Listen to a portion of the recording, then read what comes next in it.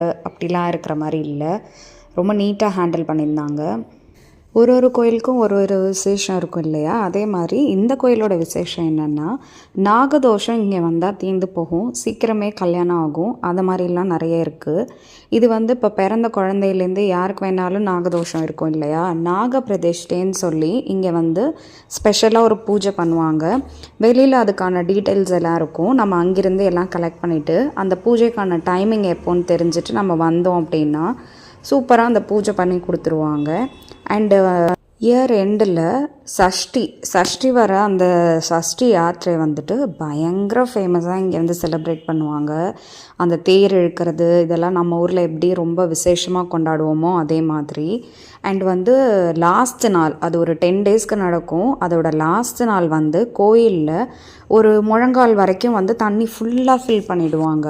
Fill பண்ணிவிட்டு அந்த கோயிலோட யானை அதை குளிக்க வைப்பாங்க. லைக் இப்போது தண்ணி எல்லாத்தையும் சுத்தப்படுத்திடும், நம்மளோட தோஷம்லாம் விலகுது அப்படின்ற கான்செப்டில் இந்த ஃபெஸ்டிவல் செலிப்ரேட் பண்ணுறாங்க. அந்த யானை குளிக்கிறத பார்க்குறதுக்கு அதோட விளையாடுறதுக்காகவே பயங்கர கூட்டம் இருக்கும் போல். கண்டிப்பாக ஒரு டைமாவது லைஃப் டைமில் இதை எக்ஸ்பீரியன்ஸ் பண்ணணும். ஒரு முழங்கால் ஃபுல்லாக தண்ணி, அதுவும் டெம்பிளில் யானை இப்படி ஜாலியாக விளையாடுது, நல்லா இருக்குல்ல, ரொம்ப வித்தியாசமாக. கண்டிப்பாக ஒரு டைம் போய் பாருங்கள். இது எப்படின்னா டிசம்பர் ஃபஸ்ட் வீக்கு நவம்பரோட லாஸ்ட்டு அந்த இது இப்போ எப்படி மைசூரில் தசரா செலிப்ரேட் பண்ணுறாங்களோ அது மாதிரி இது ஒரு பீரியட் ஆஃப் டைமில் வரும். நியர்பை வரும்போது மேபி அனௌன்ஸ் பண்ணுவாங்கன்னு நினைக்கிறேன்.